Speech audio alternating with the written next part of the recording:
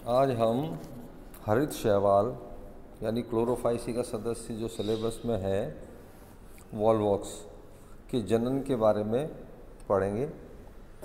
और इसमें एक मुख्य विधि है अलैंगिक जनन, उसके बारे में विशेष करके। तो वॉल्वॉक्स में जनन अलैंगिक व लैंगिक विधियों द्वारा होता है, सेक्सुअल और एसेक्सुअल। अलैंगिक जनन बसंत एवं ग्रीष्म ऋतु यानी अनुकूल परिस्थिति में, जबकि लैंगिक जनन ग्रीष्म ऋतु के अंत में प्रतिकूल परिस्थिति में होता है। तो देखते हैं अलैंगिक जनन, एसेक्सुअल रिप्रोडक्शन। यह जनन भोजन व तापमान की अनुकूल दशाओं में होता है। सिनोबियम के पश्च भाग की कुछ कोशिकाएं अलैंगिक जनन में भाग लेती हैं। ये कोशिकाएं भोजन संग्रह कर आकार में कई गुना बड़ी हो जाती हैं, जिनको गोनिडिया कहा जाता है। ये कॉलोनी की गुहा में गोल श्लेष्मी आच्छद में धंस जाती हैं। इनमें सुस्पष्ट केंद्रक तथा सघन जीवद्रव्य होता है, परंतु द्रक बिंदु यानी आई स्पॉट व कशाभिकाओं का अभाव पाया जाता है। प्रत्येक गोनिडियम के जीवद्रव्य में अनेक लॉन्गिट्यूडनल डिवीजन अनुदैर्घ्य विभाजन होते हैं, जिसके फलस्वरूप संतति कॉलोनी यानी डॉटर कॉलोनी का निर्माण होता है। जैसा कि ऊपर बताया गया है कि गोनिडियम में अग्र पश्च तल में 3 उत्तरोत्तर अनुदैर्घ्य विभाजन एक दूसरे के समकोण पर होने से 8 कोशिकीय प्लेट का निर्माण होता है। प्रत्येक कोशिका का अग्रभाग गोनिडियम की गुहा की ओर होता है। इस वक्रित कर्व्ड 8 कोशिकीय अवस्था को प्लेकीय अवस्था कहते हैं।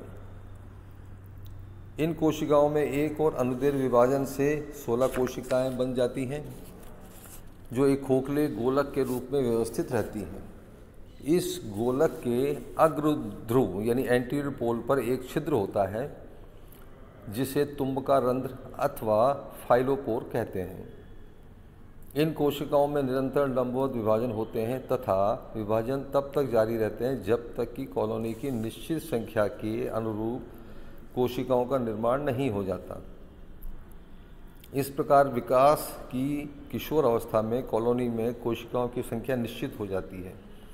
इसके पश्चात कॉलोनी में कोशिकाओं की संख्या में वृद्धि नहीं होती है। सभी कोशिकाएं नग्न, कशाभिका रहित तथा एक दूसरे के पास पास सटी हुई होती हैं। प्रत्येक कोशिका का अग्र नोकीला भाग गोलक के केंद्र की ओर होता है। कोशिकाओं का सामान्य अधिविन्यास ओरिएंटेशन गोलक में व्यवस्थित कोशिकाओं के प्रतिलोमन इन्वर्जन से प्राप्त होता है। पोकोक के अनुसार कॉलोनी के उलटने की प्रक्रिया 3 से 5 घंटे के भीतर पूरी हो जाती है। उलटने की क्रिया पूरी होने के थोड़ी देर बाद पश्चिमाभिकाएं भी प्रकट हो जाती हैं। कोशिकाएं एक दूसरे से पृथक होकर श्लेष्म आवरण का निर्माण करती हैं। इस प्रकार प्रत्येक गोनिडियम की कोशिका भित्ति के भीतर एक संतति कॉलोनी का यानी डॉटर कॉलोनी का निर्माण होता है। जनक सिनोबियम यानी पेरेंट सिनोबियम के भीतर एक साथ अनेक संतति कॉलोनी का निर्माण होता है। इसका विमोचन यानी लिबरेशन जनक सिनोबियम के विघटन से फटने से होता है। कुछ जातियों में संतति कॉलोनी के विमोचन के पश्चात जनक सिनोबियम नष्ट हो जाता है। वॉल्वॉक्स अफ्रीकैनस तथा वॉल्वॉक्स कार्टेरी में एक जनक सिनोबियम में संतति कॉलोनी की 2 से 4 पीढ़ियाँ पाई जाती हैं। तो इस प्रकार से ये जनन अलैंगिक जनन वॉल्वॉक्स में देखा जाता है। धन्यवाद।